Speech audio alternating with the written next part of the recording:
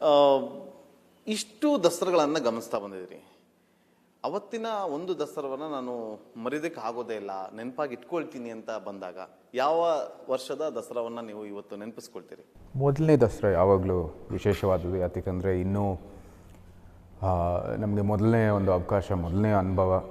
ಅದಕ್ಕಾಗಿ ಅದು ಯಾವತ್ತೂ ವಿಶೇಷವಾದ ಸ್ಥಾನ. ಇನ್ನೂ ಏನೂ ಅಭ್ಯಾಸ ಆಗಿರಲಿಲ್ಲ, ರೂಢಿ ಆಗಿರಲಿಲ್ಲ, ಎಲ್ಲ ಹೊಸದು. ಸೊ ಅದಕ್ಕಾಗಿ ಅದು ಸರಿಯಾಗಿ ಮಾಡುವಂಥದ್ದು ಭಾಳಷ್ಟು ಜನರಲ್ಲಿ ನಿರೀಕ್ಷೆ ಇತ್ತು, ಹೇಗೆ ಮಾಡ್ತಾರೋ ಇಲ್ವೋ ಅಂತ. ಆದರೆ ಎಲ್ಲ ಆವಾಗ ನಮ್ಮ ತಾಯ ಒಂದು ಮಾರ್ಗದರ್ಶನ, ಸಲಹೆ ಎಲ್ಲ ಅವರ ಒಂದು ಆಶೀರ್ವಾದದಿಂದ ಎಲ್ಲ ಯಶಸ್ವಿಯಾಗಿ ಆಯಿತು. ಸೊ ಅದು ಯಾವಾಗ ಒಂದು ವಿಶೇಷವಾದ ಸ್ಥಾನ. ಆದರೆ ಆ ಥರ ಏನಿಲ್ಲ. ಎರಡನೇ ದಸರಾನೂ ಸಹ ಅವಾಗ ಮದುವೆ ಆಗಿದ್ದು, ಸೊ ದಂಪತಿಯಾಗಿ ಆಚರಣೆ ಮಾಡುವಂಥದ್ದು ಅವಕಾಶ ಭಾಳ ವಿಶೇಷವಾದದ್ದು. ನಂತರ ನಮ್ಮ ಮಗನೂ ಕೂಡ ಅಂದರೆ 2 ವರ್ಷ ಮುಂದೆ 2018 ಅವನು ಪಾಲ್ಗೊಳ್ಳುವಂಥದ್ದು ಅವಕಾಶ ಇತ್ತು. ಸೊ ಈ ಥರ ಭಾಳ ವಿಶೇಷವಾದಂಥ ಹೇಳ್ಬೋದು. ಅಂದರೆ ಎಲ್ಲಕ್ಕಿಂತ ಹೆಚ್ಚು ಅಂತ ಹೇಳ್ಬೋದು ಅಂದರೆ ಮೇ ಬಿ ನನ್ನ ಮೊದಲನೇ ದಸರಾನೇ. ಅಂದರೆ 10 ವರ್ಷಗಳ ಹಿಂದಿನ ದಸರಾವನ್ನು 2015 ಮಾಡಿದ್ದು ದಸರಾ ಅಂತ ಹೇಳ್ಬೋದು. ಆ ಸಂದರ್ಭದಲ್ಲಿ ಯಾವ ರೀತಿಯಾಗಿ ಪ್ರಿಪೇರ್ ಆಗಿದ್ರು ಯದುವೀರ್ ಒಡೆಯರ್ ಅವರು? ಆವಾಗ ಒಂದು ಸ್ವಲ್ಪ ಸಿದ್ಧತೆಗಳು ಅಂದರೆ ನನಗೆ ಅದು ಹೊಸ ಅನುಭವ ಆಗಿರೋ ಕಾರಣಕ್ಕಾಗಿ ನನಗೆ ಸಿದ್ಧ ಮಾಡುವಂಥದ್ದು ಕೆಲವು ಪದ್ಧತಿಗಳು ಎಲ್ಲನೂ ತಿಳ್ಕೊಡ್ಬೇಕಾಗಿತ್ತು. ಮತ್ತು ದಸರಾ ಏನು ದರ್ಬಾರಕ್ಕೆ ಯಾವ ರೀತಿ ನಮ್ಮ ನಡವಳಿಕೆ ಇರಬೇಕು, ನಾವು ಯಾವ ರೀತಿ ಬರಬೇಕು ಹೋಗಬೇಕು, ಇದೆಲ್ಲನೂ ಇತ್ಯಾದಿ ಅದರದ್ದು ಪ್ರಿಪ್ರೇಷನ್ ಆಗ್ತಾಯಿತ್ತು. ನಮ್ಮದೇ ರೆಪ್ಲಿಕಾ ಇದೆ, ಒಂದು ಮರದ ರೆಪ್ಲಿಕಾ ಸಿಂಹಾಸನದ್ದು. ಅದ್ರ ಮೇಲೆ ಒಂದು ಸ್ವಲ್ಪ ಪ್ರಾಕ್ಟೀಸ್ ಮಾಡುವಂಥದ್ದು ಎಲ್ಲ ಇತ್ತು. ನಮ್ಮ ತಾಯಿಯವರೇ ತರಬೇತಿ ಎಲ್ಲ ಮಾಡಿಕೊಟ್ರು.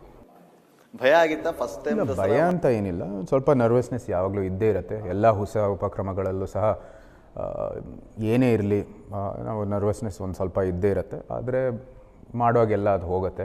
ಮತ್ತು ನಮ್ಮ ತಾಯಿಯವರಿದ್ದರು ಸುತ್ತ, ಏನು ಧರ್ಮಾಧಿಕಾರಿ ಪುರೋಹಿತರು ಎಲ್ಲರೂ ಅವರ ಒಂದು ಬೆಂಬಲನೂ ಕೂಡ ಇತ್ತು.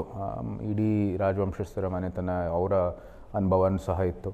ಸೊ ಅದೆಲ್ಲನೂ ಇರುವಾಗ ಇಂಥದ್ದೆಲ್ಲ ಏನು ನಮಗೇನು ಕೂಡ ಏನು ಸವಾಲಾಗಿ ಅನಿಸ್ಲಿಲ್ಲ. ನೀವು 10 ವರ್ಷದ ಹಿಂದೆ ನೀವು ದರ್ಬಾರನ್ನು ನಡೆಸಿದಂಥ ಸಂದರ್ಭದಲ್ಲಿ ದಸರಾದ ಜಂಬೂ ಸವಾರಿಯನ್ನು ಗಮನಿಸಿದಾಗ ಅರ್ಜುನ್ ಅಂತ ಅನಿಸುತ್ತೆ ಆ ಟೈಮಲ್ಲಿ ಅಂಬಾರಿ. ಕೆಲವು ಸಮಯ ಅರ್ಜುನನ್ನೇ ಸಾಮಾನ್ಯವಾಗಿ. ಇವತ್ತು ಅರ್ಜುನ್ ಇಲ್ಲ, ಎಷ್ಟು ಮಿಸ್ ಮಾಡ್ಕೊಳ್ತೀವಿ. ಅದು ಯಾವತ್ತು ಪ್ರತಿಯೊಬ್ಬರು ಮೈಸೂರು ಸಹ ಅದು ನಮಗೆ ಅರ್ಜುನ ಅಂದರೆ ಅದೇ ಒಂದು ಭಾವನೆ. ಅಂಥ ಒಂದು ಆಪರೇಷನಲ್ಲಿ ಹಾಗೆ ದಟ್ ಈ ಪಾಸ್ಟ್ ಅವೇಸ್, ಅದು ಎಲ್ಲರಿಗೂ ದುಃಖ ತರುವಂಥದ್ದು.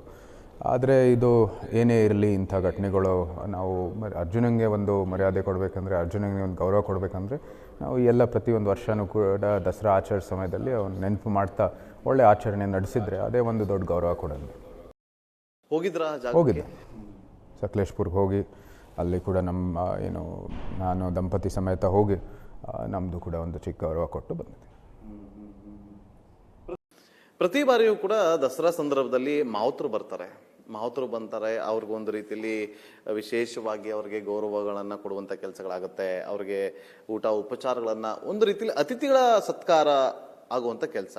ಈ ಬಾರಿ ರಾಜ ಮನೆತನದಿಂದ ಮಾವುತರಿಗೆ ಏನಾದರೂ ವಿಶೇಷವಾಗಿ ಆ ರೀತಿಯಾದಂಥ ನಾವು ಪ್ರತಿ ವರ್ಷವೂ ಮಾಡುತ್ತಾ ಬಂದಿದ್ದೀವಿ.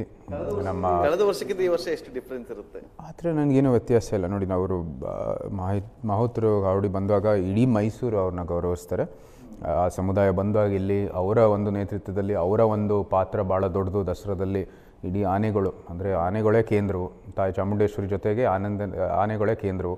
ಪ್ರತಿದಿನ ಅವರು ಆನೆಗಳು ಮೈಸೂರಿಗೆ ಎಂಟ್ರಿ ಕೊಟ್ಟಿದ್ದ ಕ್ಷಣವೇ ದಸರಾ ವಾತಾವರಣ ಸೃಷ್ಟಿಯಾಗೋದು ಮೈಸೂರಲ್ಲಿ.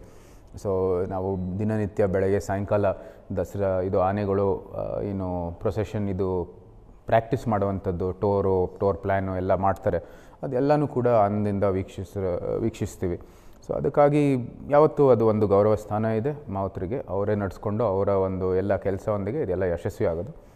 ಸೊ ಯಾವತ್ತೂ ಗೌರವ ಕೊಡ್ತೀವಿ. ಮತ್ತು ಅನೇಕ ಚಟುವಟಿಕೆಗಳು ಸಹ ನಾವು ಏರ್ಪಡಿಸ್ತೀವಿ. ಯಾಕಂದರೆ ಅವರು ಕಾಡು ಬಿಟ್ಟು, ಅವ್ರ ಮನೆ ಬಿಟ್ಟು ಇಲ್ಲಿ ಸುಮಾರು 1.5 ತಿಂಗಳು ಬಂದಿರ್ತಾರೆ ಇಲ್ಲಿ ನಮ್ಮ ದಸರಕ್ಕಾಗಿ. ಸೊ ಅದಕ್ಕಾಗಿ ನಾವು ಯಾವತ್ತೂ ಅವರಿಗೆಲ್ಲ ಗೌರವವನ್ನು ಕೊಡಬೇಕಾಗಿದೆ, ಚಟುವಟಿಕೆಗಳು ಏರ್ಪಡಿಸಬೇಕಾಗಿದೆ, ಮತ್ತು ಕೆಲವು ಒಳ್ಳೆಯ ಕಾರ್ಯಕ್ರಮಗಳು ಕೂಡ ಮಾಡ್ತೀವಿ. ಮೊನ್ನೆ ಒಂದು ಇನ್ಸಿಡೆಂಟ್ ಆಯಿತು, ಈ ಆನೆಗಳ ಅಂದರೆ ಕೋಪಗೊಂಡು ಹೊರಟೋಗಿದ್ದು. ಆ ಸಂದರ್ಭದಲ್ಲಿ ನೀವು ಇಲ್ಲೇ ಇದ್ರೆ ಏನಾಯಿತು ಅಂತ? ನಾನು ಇಲ್ಲೇ ಇದ್ದರೆ ನಾನು ಮೈಸೂರಲ್ಲೇ ಇರೋದು. ನಾನು ಮೈಸೂರಿನವನು ಆಗಿರೋದು ಕಾರಣಕ್ಕಾಗಿ ನಾನು ಮೈಸೂರಲ್ಲೇ ಸಾಮಾನ್ಯವಾಗಿ ಇರೋದು. ಬಹುಶಃ ನಾನು ಆವತ್ತು ಎಲ್ಲೋ ಹುಣಸೂರು ಅಥವಾ ಪಿರಿಯಾಪಟ್ಟಣದಲ್ಲಿದ್ದೆ. ಆದರೆ ಅದು ಗೊತ್ತಾಯಿತು ಇಂಥ ಒಂದು ಘಟನೆ ನಡೆದಿದೆ. ಮಾವುತರು ಅದನ್ನ ನೋಡಿಕೊಂಡ್ರು, ಏನು ಅಷ್ಟು ಜಾಸ್ತಿ ಆ ಟೈಮಲ್ಲಿ ಮಾವುತರು ಇಲ್ಲ ಅಂದಿದ್ರೆ ಇಂಥ ದೊಡ್ಡ ಘಟನೆ ಆಗ್ಬಿಡೋದು ಅಂತೇಳಿ ಎಲ್ಲರೂ ಮಾತಾಡ್ತಾರೆ. ಅದಕ್ಕಾಗಿ ಅವರು ಇದ್ದರೆ, ಮಾವುತರು ಇರೋ ಕಾರಣಕ್ಕಾಗಿ ಅವ್ರಿಗೆ ಗೊತ್ತಿದೆ ಇಂಥ ಸಮಸ್ಯೆಗಳು ಬಂದಾಗ ಅಥವಾ ಇಂಥ ಏನು ಆನೆಗಳ ಮೊದಲು ಏನು ಸಂಘರ್ಷ ಸೃಷ್ಟಿಯಾಗುವಂಥದ್ದು, ಜಗಳ ಆಡುವಂಥದ್ದು, ಅದು ಕಾಡಲ್ಲಿ ಸಹಜ. ಅದು ಆಗ್ತಾ ಇರುತ್ತೆ. ಯಾಕಂದರೆ ದೊಡ್ಡ ಆನೆ ಇರುವಾಗ, ಇನ್ನೊಂದು ಗಂಡ ಆನೆ ಇರುವಾಗ ಅದೆಲ್ಲ ಸಹಜ ಅದು. ಸೊ ಅದು ಅವರು ನೋಡಿಕೊಂಡ್ರು. ದೇವರ ತಾಯಿ ಆಶೀರ್ವಾದ, ಏನು ಅಪಘಾತ ಆಗಲಿಲ್ಲ. ಅದು ಅಲ್ಲಿಗೆ ಸಾಲ್ವ್ ಆಯ್ತು ಅಷ್ಟೆ. ಈಗ ಒಂದು ವಿಚಾರ ಮೊನ್ನೆ ನಾನು ಗಮನಿಸ್ತಾ ಇದ್ದೆ, ಒಂದು ಈ ಮಹರ್ಷಿ ದಸರಾ ಆಚರಣಾ ಸಮಿತಿ ಇದೆಯಲ್ಲ, ದಸರಾನೇ ನಿಲ್ಲಿಸಬೇಕು ಅಂತ ಅವರು ಹೇಳಿಕೆಗಳನ್ನು ಕೊಡ್ತಾ ಬರ್ತಿದ್ದಾರೆ. ಆ ದಸರಾ ಬರೆದು ಮಹಿಷಾ ದಸರಾ ಆಗಬೇಕು, ಮಹಿಷಾ ದಸರಾ ಆಚರಣೆ ಆಗಬೇಕು. ನಾನು ಈ ಮಹಿಷಾ ದಸರಾದಲ್ಲಿ ಭಾಳ ಸ್ಪಷ್ಟವಾಗಿ ಹೇಳಿದ್ದೀನಿ, ಯಾರದೇ ಭಾವನೆಗೆ ಧಕ್ಕೆ ಕೊಡ್ದೇನೆ ನೀವು ಕೆಲಸ ಮಾಡ್ಕೊಳ್ಳಿ ಅಂತ. ನೋಡಿ, ನಮಗೆ ಎಷ್ಟೋ ನಂಬಿಕೆಗಳು, ನಾವು ವಿರುದ್ಧವಾಗಿರ್ತೀವಿ. ಆದರೆ ಒಂದು ಸಂವಿಧಾನದ ದೃಷ್ಟಿಯಿಂದ ಎಲ್ಲರೂ ತಮ್ಮ ಮನೆಯಲ್ಲಿ ಸಾಮಾನ್ಯವಾಗಿ ಸರ್ಕಾರದ ಅನುಮತಿ ಇದ್ದರೆ ಸಾರ್ವಜನಿಕ ಸ್ಥಳಗಳಲ್ಲಿ ನೀವು ಆಚರಣೆ ಮಾಡ್ಕೋಬೋದು. ಆದರೆ ಧಾರ್ಮಿಕ ಸ್ಥಳದಲ್ಲಿ ಇಡೀ ರಾಷ್ಟ್ರದ ನಂಬಿಕೆ ಈ ಸನಾತನದ ಮೇಲೆ, ತಾಯಿ ಚಾಮುಂಡೇಶ್ವರಿ ಮೇಲೆ ಇದೆ. ಆವಾಗ ನೀವು ಅದಕ್ಕೆ ಧಕ್ಕೆ ಕೊಡ್ದೇನೆ ನೀವು ಕೆಲಸ ಮಾಡಬೇಕಾಗಿದೆ. ಸುಮ್ಮನೆ ಸಮಾಜವನ್ನು ವಿಭಜನೆ ಮಾಡುವಂಥ ದೃಷ್ಟಿಯಿಂದ ಇಂಥ ಘೋಷಣೆಗಳು ಮಾಡಿದ್ರೆ 100ಕ್ಕೆ 100 ನಾವು ಅದಕ್ಕೆ ವಿರುದ್ಧವಾಗಿರ್ತೀವಿ ಮತ್ತು ಅದಕ್ಕೆ ಸೂಕ್ತವಾದ ಕ್ರಮನೂ ಕೂಡ ತಗೋತೀವಿ. ಈಗ ಸ್ವಲ್ಪ ರಾಜಕೀಯದ ಬಗ್ಗೆ ಮಾತಾಡೋಣ. 4 ತಿಂಗಳಾಯ್ತು ಅಂತ ಕಾಣಿಸುತ್ತೆ. ಜೂನಲ್ಲಿ ರಿಸಲ್ಟ್ ಹೊರ ಬಂತು, ಸಂಸದರಾಗಿ ಈಗ 4 ತಿಂಗಳಾಯ್ತು. ಒಂದಷ್ಟು ವಿಡಿಯೋಗಳನ್ನ ಕೂಡ ಗಮನಿಸಿದ್ವಿ. ಪಾರ್ಲಿಮೆಂಟಲ್ಲಿ ನೀವು ಮಾತಾಡಬೇಕಾದ್ರೆ ಮಹಾರಾಜರ ಗಾಂಭೀರ್ಯದ ಒಂದು ಮಾತಿನ ಸಂದರ್ಭದಲ್ಲಿ ಇಡೀ ಸ್ತಬ್ಧಗೊಂಡಿತ್ತು ಕಲಾಪ ಅಂತ ಹೇಳಿ. ಹೇಗಿತ್ತು ಆ ಒಂದು ಎಕ್ಸ್ಪೀರಿಯನ್ಸ್? ಏನು ಮಹಾರಾಜರ ಒಂದು ಗಂಭೀರ್ಯ ಅಥವಾ ಅದರದ್ದು ಒಂದು ವಾತಾವರಣ ಅಂತ ಏನು ಸೃಷ್ಟಿಯಾಗಿರಲಿಲ್ಲ. ಪಾರ್ಲಿಮೆಂಟಲ್ಲಿ ಯಾವಾಗಲೂ ನಾವು ಇಂಥ ಎಜುಕೇಷನ್ನು ಇಂಥದ್ದು ಇತ್ಯಾದಿ ಮಾತಾಡುವಾಗ, ಎಜುಕೇಷನ್ ಬಗ್ಗೆ ಇಂಥ ಇತ್ಯಾದಿ ಮೇಲೆ ಮಾತಾಡುವಾಗ ಸಾಮಾನ್ಯವಾಗಿ 2 ವಿರೋಧ ಪಕ್ಷ ಇರ್ಬೋದು, ನಮ್ಮವರು ಇರ್ಬೋದು, ಸಾಮಾನ್ಯವಾಗಿ ಎಲ್ಲರೂ ಕೇಳ್ತಾರೆ, ಗೌರವ ಕೊಡ್ತಾರೆ. ಅದು ಏನು ನನಗೋಸ್ಕರ ಅಂತ ಯಾರು ಕೊಟ್ಟಿಲ್ಲ, ಅದು ಮುಂದೇನೂ ಕೊಡಲ್ಲ ಅಂತ ಅಂದ್ಕೊಂಡಿದ್ದೀನಿ. ಇದು ಸಾಮಾನ್ಯ ಸಂಸದರಾಗಿ ಎಲ್ಲರೂ ಕೂಡ ಆ ದೃಷ್ಟಿಕೋನದಿಂದ ನೋಡ್ತಾರೆ. ಅದೇ ರೀತಿ ನೋಡಲೂಬೇಕು, ಅದೇ ಸೂಕ್ತ. ಪಾರ್ಲಿಮೆಂಟು ಒಂದು ಅತ್ಯದ್ಭುತವಾದ ವ್ಯವಸ್ಥೆ. ನಮ್ಮ ಏನು ಜನರ ಆಕಾಂಕ್ಷೆಗಳಿರ್ಬೋದು, ಅಭಿವೃದ್ಧಿ ಹೇಗಾಗಬೇಕು, ನೀತಿ ನಿಯಮ ಮೂಲಕ ಯಾವ ರೀತಿ ಸಮಾಜವನ್ನು ಪರಿವರ್ತನೆ ಮಾಡ್ಬೋದು, ಅದೆಲ್ಲವನ್ನು ವ್ಯಕ್ತಪಡಿಸುವಂಥದ್ದು, ಮಂಡಿಸುವಂಥದ್ದು ಒಂದು ಒಳ್ಳೆ ಟೆಂಪಲ್ ಆಫ್ ಡೆಮಾಕ್ರಸಿ ಅಂತ ಹೇಳಿದರೆ ಅದು ಒಂದು ಸೂಕ್ತವಾದ ಅದು ಒಂದು ಐಡೆಂಟಿಫಿಕೇಷನ್. ಅದಕ್ಕೆ 4 ತಿಂಗಳಲ್ಲಿ ಕ್ಷೇತ್ರವನ್ನು ಎಷ್ಟು ಸುತ್ತಾಡಿದ್ರಿ? ಕ್ಷೇತ್ರವನ್ನು ಹೇಗೆ ಈಗ ನಿಮ್ಮನ್ನು ಸ್ವೀಕಾರ ಮಾಡಿದೆ? ಮತದ ಮೂಲಕ ಆಗಲೇ ಸ್ವೀಕರಿಸಿದ್ದಾರೆ ಅವರು. ಒಂದು ಏನು